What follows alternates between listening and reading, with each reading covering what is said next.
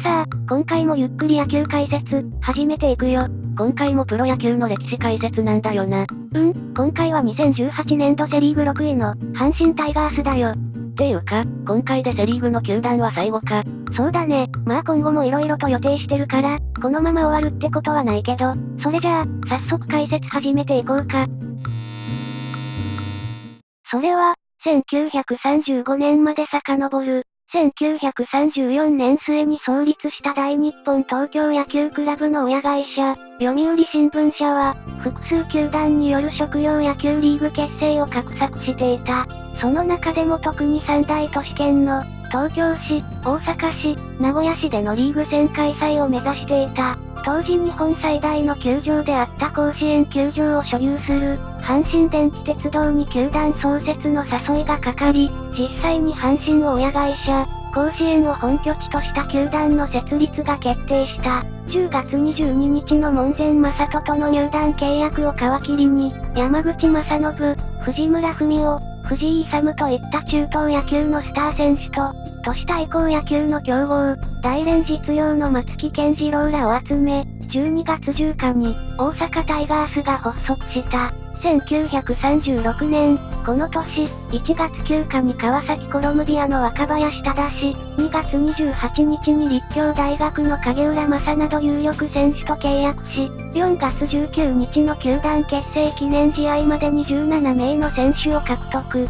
そして2月5日には日本職業野球連盟が結成された。1936年の公式戦は、春、夏、秋の3シーズンに分け、東京、大阪、名古屋の各都市圏でいくつかの大会を開催する方式で行われた。最初の春シーズンは、連盟結成披露試合として甲子園球場、鳴海球場、宝塚球場にて3大会が行われた。東京巨人軍がアメリカ合衆国遠征を行っていて出場しておらず、名古屋金庫軍も途中内外遠征を行ったため、シーズン通しての優勝は決定しなかった。夏、秋各シーズンでは各大会1位になった回数でシーズン優勝を決める勝ち点制で、夏シーズンの名古屋大会で1位となった。また親会社同士が競争関係にある阪急軍に勝てなかったことから、初代監督の森重夫が解任され、石本修一が監督に就任した。そして同年秋に24勝6敗1分けの成績を残し、シーズン優勝を決める勝ち点が 2.5 と東京巨人軍と並んだ。しかし、同年12月に須崎球場で行われた優勝決定戦で、1勝2敗と惜敗した。1937年秋、1938年春には御園高尾に加えて、37年春から西村幸雄が加入したことにより安定した投手陣と、松木、山口、影浦、藤井、田中義雄らの強力打線を擁して、球団史上初かつ球団史上唯一の2シーズン連続の優勝を達成した。さらにこの2年間は、春と秋のシーズン優勝球団の対決で年度優勝を決定していたが、2年とも対戦相手となった東京巨人軍を破り、年間優勝2連覇を達成した。1939年、この年は全球団に勝ち越しながら優勝を逃すという、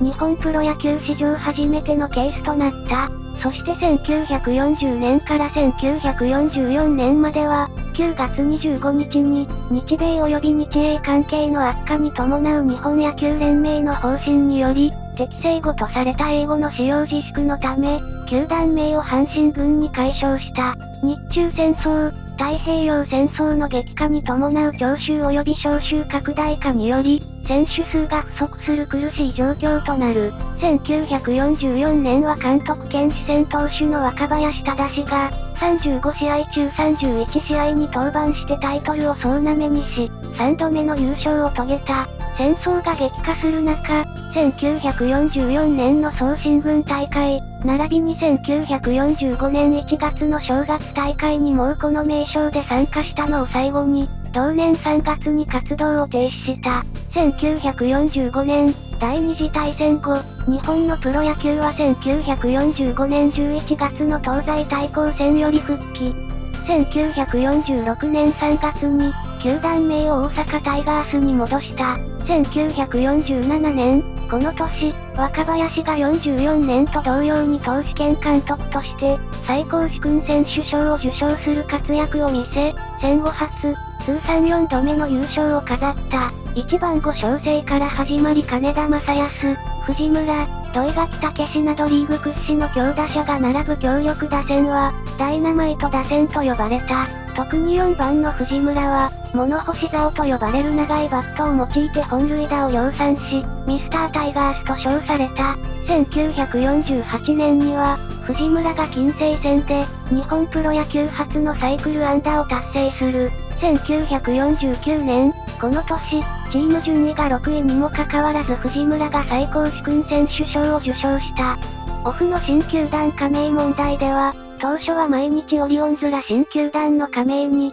消極的ながら賛成していた。しかし、最終的には反対派に回り、2リーグ分裂に際して読売ジャイアンツなどと共に、セントラルリーグを創設した。阪神に裏切られた形となった毎日は、戦力確保のためにタイガースの選手を集中的に引き抜いた。監督兼主戦投手の若林をはじめ、打撃、守備の中心である別当薫、土井垣、本堂康次ら6名が毎日に移籍した。また星野組の左投手、荒牧敦もタイガース入団が内定していたが、毎日に奪われている。さらに遊撃手、長谷川善三が西鉄クリッパースへ、門前正人が太陽ホエールズへ移籍し、ダイナマイト打線は崩壊した。1950年、この年、若林に代わり松木が監督に就任、毎日に引き抜かれずに残留した藤村、金田、後藤嗣夫、藤村隆史を、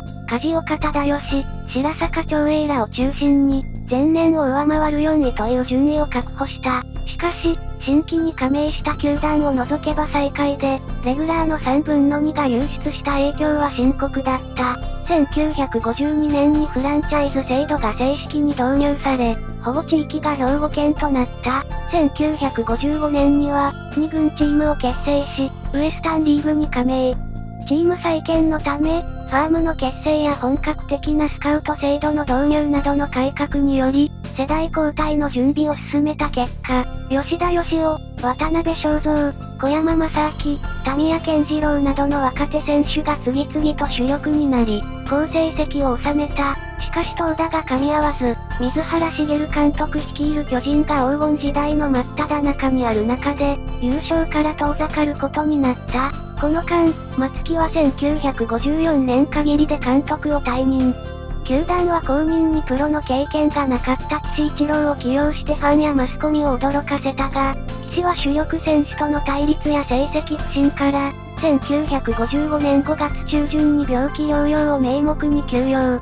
助監督だった藤村文夫が監督代行となり、シーズン終了後には正式に兼任監督となる。藤村が監督専任となった1957年は、巨人と激しく首位を争ったが1ゲーム差で優勝を逃す。シーズン終了後、球団は監督を藤村から田中義雄に交代させた。それに伴って藤村は現役に復帰するも、翌1958年限りで引退。藤村の背番号10は球団初の永久欠番となった。1959年、この年、6月25日の巨人11回戦は、プロ野球史上初の天覧試合となった。試合は藤本克美の本塁打と、小山、村山実の継投で優位に進めるも、9回裏に長嶋茂雄のサヨナラ本塁打で、4対5で敗戦。チームは4年連続の2位に終わる。この年は中日と同率の順位となった。1960年、この年、藤本が最多本塁打、最多得点の2冠を獲得したものの、チームは3位に終わる。1961年、この年、フランチャイズ制度の導入に伴い、保護区域を兵庫県と定められた関係で、チーム名から大阪を外し、4月1日に球団名、阪神タイガースと変更した。しかし成績が低迷した上に、主力選手とたびたび衝突を繰り返した監督の金田がシーズン中に解任されるなど、チームは混乱した。金田の後任として、巨人時代に7度のシーズン優勝を誇り、当時ヘッドコーチを務めていた藤本貞義が監督に就任した。この年は、4位に終わる。1962年、この年、藤本の元、小山、村山の両エースの力投とショート、吉田、サード、三宅秀志、セカンド、鎌田実らによる守りの野球で2リーグ分裂後では初、通算5度目のリーグ優勝を果たした。日本シリーズでは東映フライヤーズと対戦した。村山先発で2連勝した後、3戦目にも村山を無理にリリーフ登板をさせ、打ち込まれ引き分けに終わったことが響き、その後4連敗。結果、2勝4敗1分けで敗退した。1964年、この年、エース小山とオリオンズの4番、山内和弘とのトレードを成立させて打撃を強化する一方、ジーン・バッキーらが小山の穴を埋めた。太陽ホエールズがあと1勝すれば優勝という状況で、8連勝し公式戦最終日の9月30日に逆転で、6回目の優勝を果たす。しかし日本シリーズでは、リーグ優勝決定の翌日から開催という強行日程になり、南海ホークスに先に王手をかけながら、ジョースタンカに2試合連続完封負けを喫するなどして、3勝4敗で敗れている。そして、1965年から1967年まで3年連続の3位となった。1968年と1969年は、いずれも巨人と優勝争いを繰り広げるも、結果はいずれも巨人が優勝で、1968年は巨人と5ゲーム差、1969年は巨人と 6.5 ゲーム差の2年連続2位となる。1970年、この年、村山が選手兼任監督に就任。江夏豊と田淵幸一のバッテリー、吉田義雄に代わって、ショートのレギュラーとなった藤田平といった、個性的で人気と実力を兼ね備えた選手が揃ったが、巨人が9年連続日本一の V 級時代で、1970年2位、1971年5位、1972年2位と優勝することができなかった。1973年、この年、巨人と激しい優勝争いを展開し、残り2試合で1勝すれば優勝というところまでこぎつけたものの、中日戦で2対4で敗戦、甲子園での最終戦でも0対9と敗れて、巨人が9年連続優勝となった。1975年、この年、吉田が監督に就任。田淵が王を抑えて本塁打王を獲得するも、江夏の不調などから3位に終わった。オフに江夏を江本武則、島野育夫らとのトレードで南海へ放出する。1976年、この年、当時新記録のシーズン193本塁打など打撃陣が好調で、ハルブリーデンやマイクラインバック、掛布正幸らの活躍で巨人と激しく優勝争いを演じるが、結果的に2位に終わる。1978年、この年、後藤が2度目の監督に就任したが、球団史上初の最下位に終わり、後藤は責任を取る形で1シーズン限りで解任。低迷するチームの改革を図るために、大規模な改革が必要と考え、田淵と古澤健二を西武の竹之内正史、真弓明信、若名義治、武田和文との交換トレードで放出する。さらに空白の1日事件で、巨人がドラフト前日に江川卓とドラフト外で入団契約しようとすると、これに対抗してドラフトで江川を強行指名した。しかし、巨人入団を強く望む江川との交渉は難航し、結局は日本野球機構コミッショナーの指示、いわゆる強い要望により、江川を巨人に移籍させ、交換トレードの形で巨人の小林茂を獲得した。1980年、この年、新人の岡田彰信の起用法をめぐる対立などで、ブレイザーがシーズン途中で監督を辞任。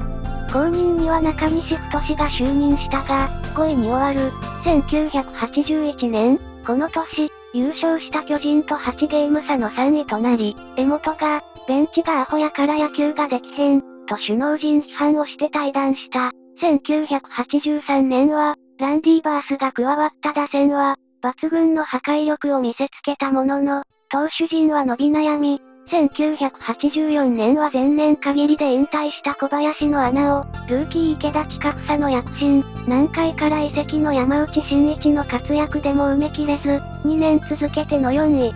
1984年オフ、安藤は監督を辞任、吉田が2度目の監督に就任する。1985年、この年、開幕投手を2年目の池田に任せ、昨年から大きな弱点であった先発投手陣の手薄さという、大きな弱点が改善されず、開幕当初はファンの間でも優勝への期待は薄かった。しかし、1番真由美、3番バース、4番掛布、5番岡田らの強力打線、ニューダイナマイト打線が、先発投手陣の手薄さを補ってあまりある大活躍をし、4月17日の巨人戦ではバース、掛布、岡田が巨人の先発の牧原から、バックスクリーン3連発を放って、開幕ダッシュに弾みをつけた。この年は最終的に本塁打を、セリーグ記録を更新する219本塁打を記録し、夏場まで首位を快走していた。しかし、8月12日に発生した日本航空123便墜落事故で、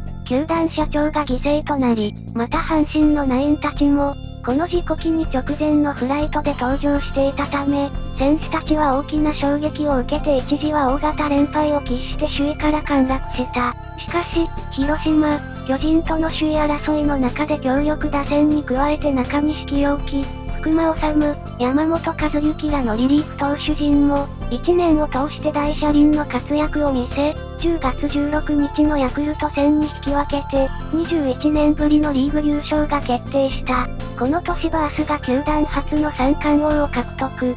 西武との日本シリーズは4勝2敗で勝利、1リーグ時代から約38年ぶり、2リーグ制になってから初の日本一達成となる。1987年、この年、投手陣は新外国人のマット・キーオが孤軍奮闘したものの、先発ローテーションの池田、中田浩二らが不振で大きく負け越し、山本、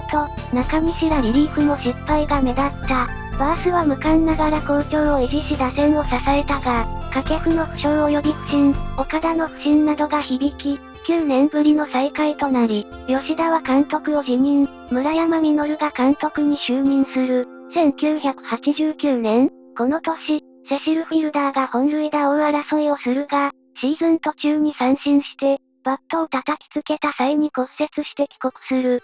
チームは5位に終わり、村山が監督を辞任、中村勝弘が監督に就任する。1991年この年、開幕5連敗、6月に球団ワースト新記録の10連敗を喫するなど、開幕から55試合で15勝40敗、目の前で広島に優勝を決められ、2年連続の最下位となった。しかし、終盤戦で猪俣、葛西実といった若手投手の台頭で、5連続先発投手完投勝利を収めた。1993年は4位となり、オマリーが首位打者を獲得する。松永は3試合連続先頭打者本塁打の世界記録を樹立した一方で、怪我での離脱が多く80試合の出場に終わり、オフには FA で大英へ移籍する。前年最多安打、最多勝利打点だったパチョレックが途中退団。また岡田は自由契約を言い渡されオリックスに移籍した。一方、バルセロナオリンピック、銀メダリストの角利健夫がこの年に入団。オフには、新人として藪圭一、FA でオリックス石峰和彦が加入し、MLB 通算226本塁打のロブディアーを年俸2億7000万円で獲得した。1995年、この年、4年ぶりの再開となり、球団ワースト記録となる84敗を喫した。チーム本塁打は88本で、4年連続セリーグ最下位であった。中村が7月23日限りで休養し、藤谷監督を代行させる状況であった。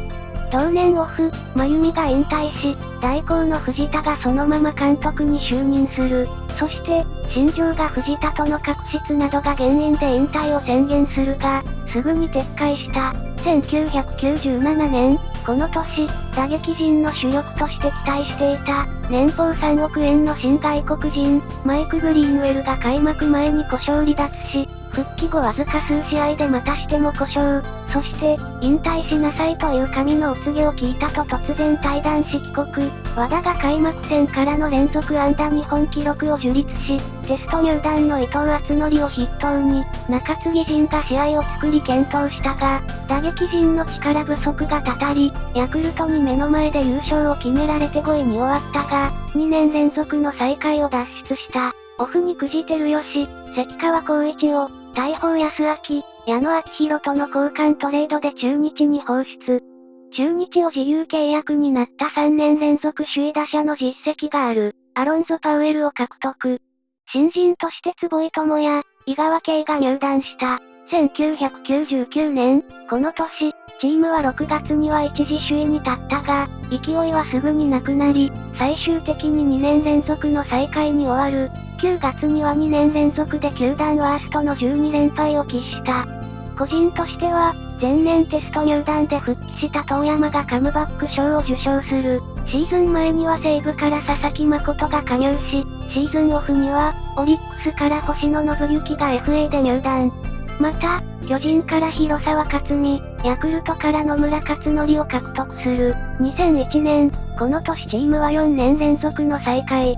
長打力が大幅に弱体化した打線を、総力で補うため、新人の赤星則弘、藤本敦氏ら俊足の若手を重用。個人としては、井川が福原忍と並びチーム最多の9勝を挙げ、防御率はリーグ2位を記録。そして赤星が退団した新庄に代わるセンターに定着して盗塁王、新人王を獲得。前年ロッテからテスト入団した、成本俊秀がクローザーとして復活しカムバック賞を受賞。檜山がここ数年の不振を脱却して4番に定着し、初のシーズン打率3割を達成した。シーズン途中、交換トレードで西武から谷中伸二、新外国人のトム・エバンスを獲得し、谷中は7勝を挙げ伊藤と並びチーム最多タイの貯金4を記録した。しかし、この年のチーム最多本塁打はクルーズの14本という状況であり、投手陣も新戦力が台頭した一方で、藪や川尻らベテラン勢が軒並み大不振に陥った。シーズン後に吉田、酒井が退団、塩谷をトレードで放出する。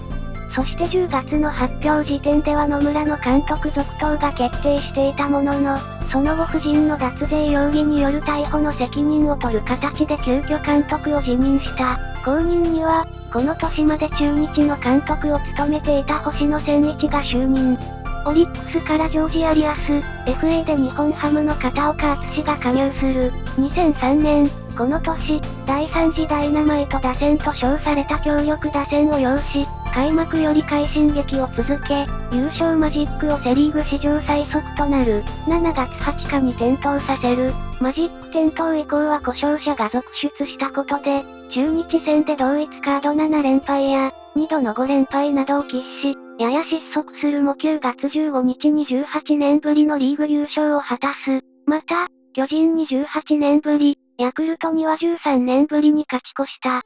そして、20勝を挙げた井川が MVP を受賞する。日本シリーズはダイエーと対戦するが、甲子園でのゲームを全て勝利した一方で、福岡でのゲームを全て落とし、3勝4敗で敗れた。シリーズ終了後、星野が体調不良を理由に監督を退任し、シニアディレクター職に転ずる。後任に、岡田が監督に就任し、ドラフトでは自由獲得枠で鳥谷敬を獲得する。2005年、この年、ジェフ・ウィリアムス、藤川球児、久保田智之の3人を、勝利の方程式に抜擢。驚異的な成績を残し、やがて名前の頭文字を取って、JFK と呼ばれた3人を中心とした投手陣は、リーグトップのチーム防御率を記録した。そして、この年から導入されたセパ交流戦を経て首位に立つと、2位中日に首位を明け渡すことなくリーグ優勝を果たす。赤星が5年連続の盗塁王、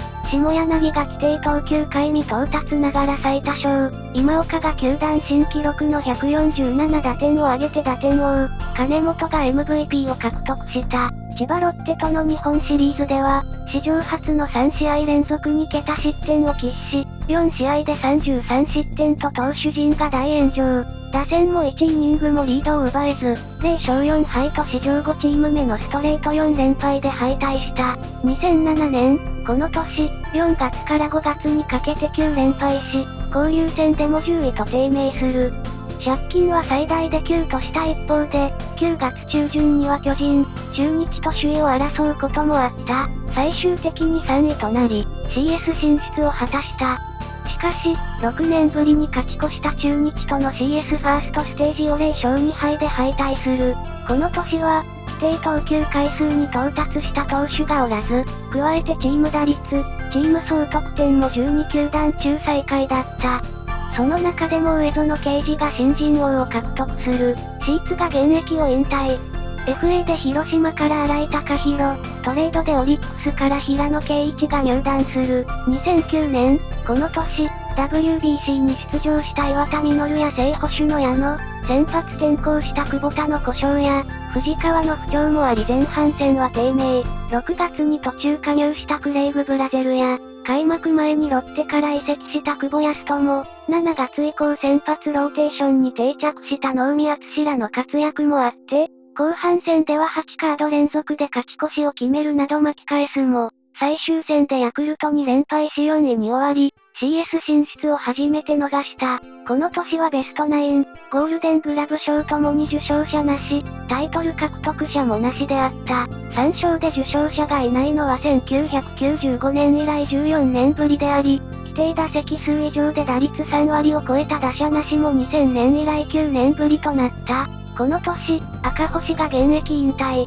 藤本が FA でヤクルトに移籍、今岡、ウィリアムスらが退団した。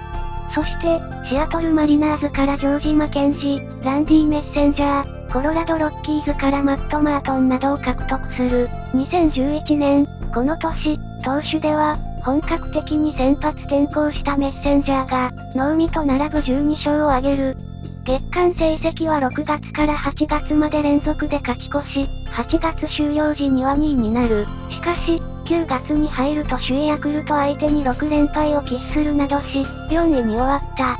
シーズン後、真由美監督が辞任、後任には和田一軍打撃コーチが就任した。そして下柳らが退団した。2013年、この年、西岡、藤浪ら新戦力が噛み合い、開幕から巨人と首位争いを繰り広げ、一時は首位に立ったものの、その後巨人が首位に返り咲いて以降、首位に立つことなく、9月22日に巨人のリーグ優勝が決定した。最終的にはシーズン2位となり、3年ぶりの A クラス入り、CS 進出を果たした。しかし、3位の広島との CS ファーストステージでは2連敗で敗退する。檜山が引退し、10月より掛布が新設のゼネラルマネージャー付き育成、打撃コーディネーターに就任した。2015年、この年、球団創設80周年を迎えた。5月28日の楽天戦で、巨人に続いて2球団目となる球団通算5000勝を達成。7月3日の横浜戦では NPB 史上初の通算1万試合を達成した。得点リーグ最下位、チーム打率4位、チーム防御率5位などと低迷した中で、最終的にリーグ3位でシーズンを終了する。巨人との CS ファーストステージでは、1勝2敗で敗退となった。そして、リーグ優勝を逃した責任を取り和田監督が退任した。関本健太郎らが現役を引退、オスンファンがセントルイスカージナルスに移籍した。新監督には金本が、新2軍監督に掛布が就任する。FA で中日の高橋明文を獲得。そして、同年途中から、独立リーグの、高知ファイティングドッグスに入団していた藤川球児が復帰する。2017年、この年、新加入の糸井をはじめ、開幕から各打者が高い出塁率を武器に躍進。5月6日には球団史上初となる、最大9点差からの逆転勝利を達成した。特にリリーフ投手陣の働きが光り、桑原健太郎、マルコス・マテオ、ラファエル・ドリス、高橋、岩崎の5名はそれぞれ、60試合以上の登板数を記録。さらに52試合に登板した藤川を加えた6名が、50を超える試合に登板した。1チーム5名の60試合以上登板、6名の50試合以上登板はどちらも NPB 史上初の出来事であった。一時は首位にも浮上するなど、シーズンを通して上位を推移、最終的には、首位広島と10ゲーム差でのシーズン2位となり、CS ではファーストステージにおいて、3位の横浜に1勝2敗で敗退した。安藤優也らが引退。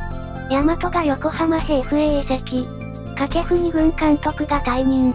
鳥谷が通算2000安打を達成した。2019年、この年、新たに就任した矢野監督のもと、新人の近本浩二、木浪聖也が開幕スタメンに抜擢。しかし深刻な得点力不足は前年より解消されず、加えて守備面での不振も目立ち、チーム総得点538、チーム失策数百には共にリーグワーストを記録した。その一方で、リーグトップのチーム100盗塁を記録。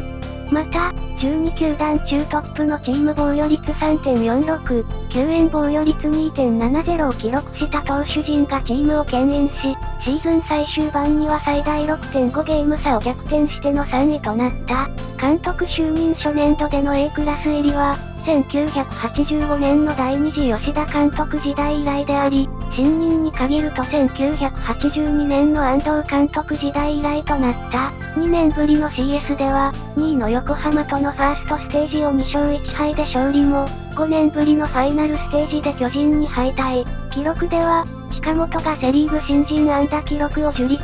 藤川が NPB 史上初の150セーブ、150ホールドを達成。梅野雄太郎が保守のシーズン補殺日本記録を樹立した。また、近本が新人では、2001年の赤星以来史上2人目となる盗塁王を獲得する。西が球団の投手では史上初の、ゴールデングラブ賞を受賞。梅野の保守部門受賞と合わせて、球団史上初のバッテリー受賞にもなった。またこの年、メッセンジャーらが現役を引退し、鳥谷が退団した。